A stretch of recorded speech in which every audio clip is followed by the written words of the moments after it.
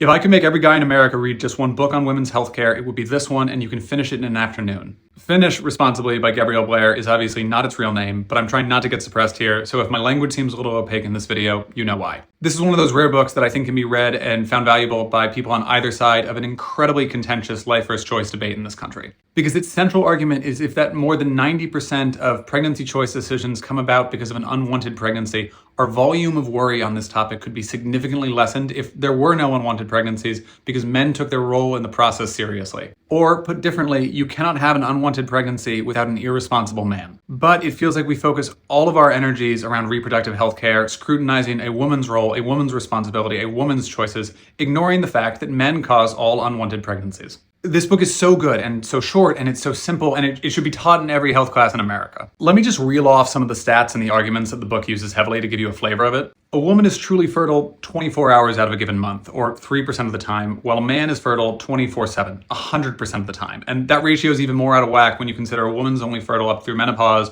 whereas a man is fertile his entire natural life. Women's fertility windows are also significantly less predictable than a man's, because he is always fertile. Not to mention, women's fertility is involuntary and in a fixed location, whereas a man has full choice over where, when, and how to exercise his fertility. Female contraception is, sure, a medical miracle, but it's also a massive financial burden, a minefield of potential access and health complications, and in its most common forms, a solution we expect women to manage 24/7, 365 days a year just to stay on top of those 24 fertile hours a month. Male contraception, on the other hand, is a 2-cent piece of rubber that you can buy for a couple of bucks at any pharmacy and only needs to be used in very specific moments and without any risk of side effect, yet we talk about use of it like it's the end of the world or something that ruins the vibe of the act. So imbalanced is the contraception burden that some 90% of all contraception purchased is done by women, including some 30% of total purchases of male contraception. And again, if there's a pleasure concern, then you can only at best argue that it mitigates the pleasure slightly so. And if we're talking about that argument seriously, it's like saying that, oh, for 5% more pleasure,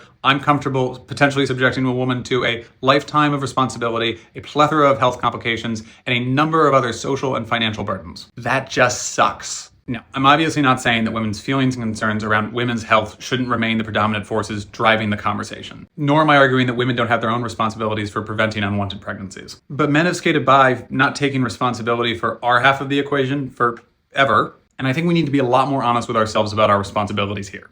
Go read the book, or at least read Blair's tweet thread that started this whole thing off. Again, I think there's something here for everybody, regardless of their political stance, to get behind.